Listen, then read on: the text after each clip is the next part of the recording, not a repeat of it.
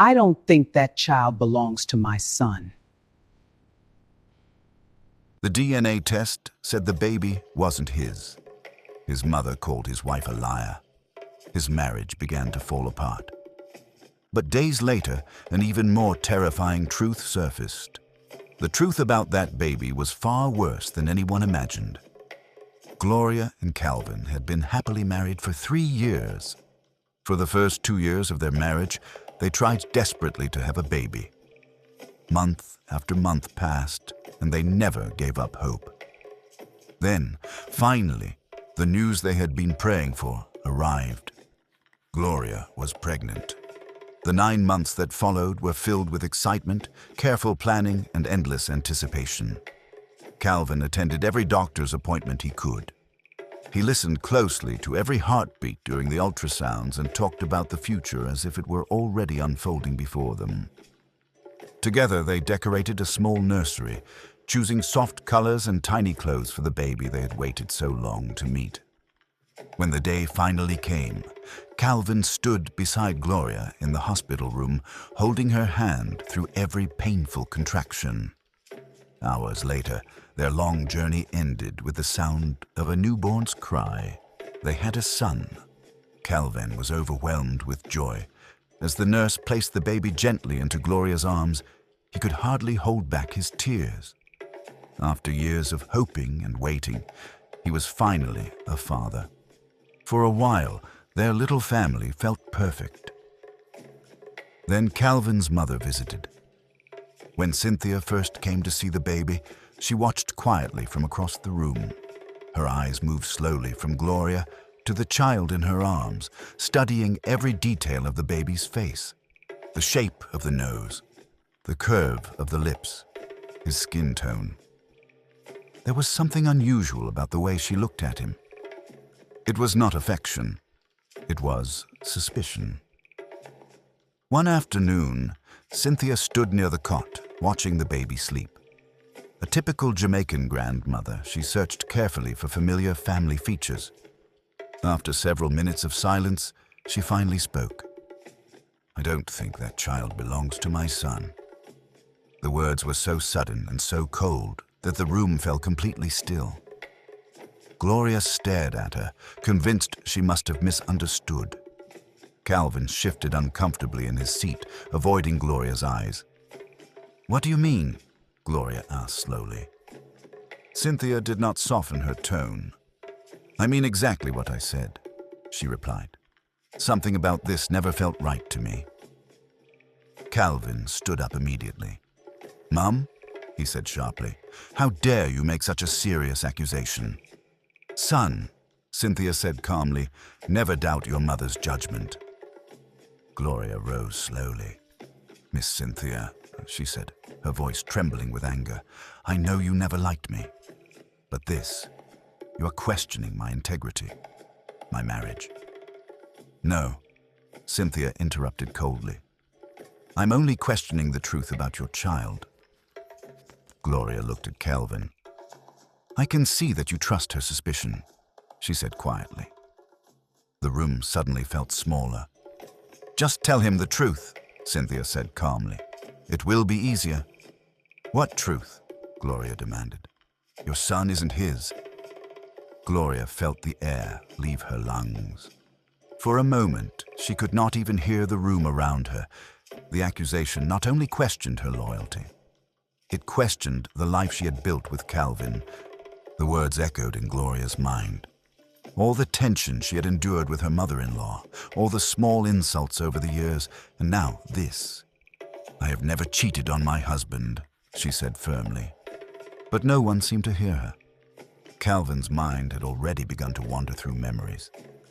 Gloria, traveling for work. Late evenings, she claimed, were spent at the office. The distance she sometimes showed during her pregnancy. And suddenly, doubt filled the space where trust once lived. "Let's do a DNA test," Calvin muttered. Gloria stared at him, disbelief flooding her face. "Really, Calvin?" she said. "Fine. Let's do it." When the results came back, Calvin stared at the paper as if it had personally betrayed him. Probability of paternity, 0%. The room went silent. Cynthia gasped dramatically. "I knew it," she declared. Gloria blinked in confusion. "This cannot be true," she whispered. Cynthia slowly stood up. "You are saying the science is lying?" she asked quietly. "You lied to my son." "I have never lied to my husband," Gloria insisted, her voice shaking. "The baby isn't mine," Calvin said quietly. "And you made me believe he was." Without another word, he walked into the bedroom and began packing a bag. Cynthia followed him. "I cannot stay around you right now," Calvin said as he passed Gloria. "I don't trust you anymore." Cynthia looked at Gloria with open disdain. "You're a liar and a cheater," she said coldly. "You think you can give my son another man's jacket to wear? Not over my dead body." Tears welled in Gloria's eyes. "I am a woman of virtue," she said firmly. "My marriage vows mean everything to me. I will honor them until death." Cynthia cut her off with a dismissive wave of her hand. "Virtue? Please," she scoffed. "Committing paternity fraud goes far beyond breaking your vows." Calvin gently held Cynthia by the arm. "Mum, let's go. There's no need to stay here arguing with her." Gloria lowered her eyes, her expression tightening as she watched her husband walk away. That night, Gloria held her son tighter than ever. She studied his tiny fingers, his nose, his smile. He did not look like Calvin. Then something clicked in her mind. The hospital, the night she gave birth. There had been another woman in the room beside her. Both babies were delivered within minutes of each other. Suddenly, the memory became clearer. There had been a power outage, nurses rushing, babies crying everywhere. She remembered asking twice, "Is this my baby?" Each time they had assured her it was. The next morning, Gloria returned to the hospital and demanded the records. At first, they resisted. Confidentiality, procedures. But Gloria refused to leave. Eventually, an older nurse pulled her aside. She looked nervous. "There have been a few incidents where babies were switched," the nurse admitted quietly. Gloria's heart began pounding. "What?" The nurse hesitated. "I cannot say if it was an accident or deliberate, but sometimes the baby tags are replaced." Gloria's mind raced. Every memory from that night suddenly felt different. The darkness during the power outage, nurses moving quickly between rooms, babies crying in the hallway. What if the child she had taken home was never hers at all? Replaced. Gloria's knees almost gave way. "Are you saying my baby might have been switched?"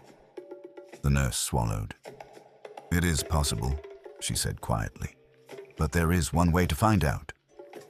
"A DNA test," Gloria said. The nurse nodded slowly. What would that maternity DNA test reveal? The answer would change everything. Find out in the next episode. What do you think the maternity DNA test will reveal? Share your thoughts in the comments below. And if you enjoy dramatic stories like this, please like the video and subscribe to Word, Sound and Story for more powerful tales by Troy Mackenzie.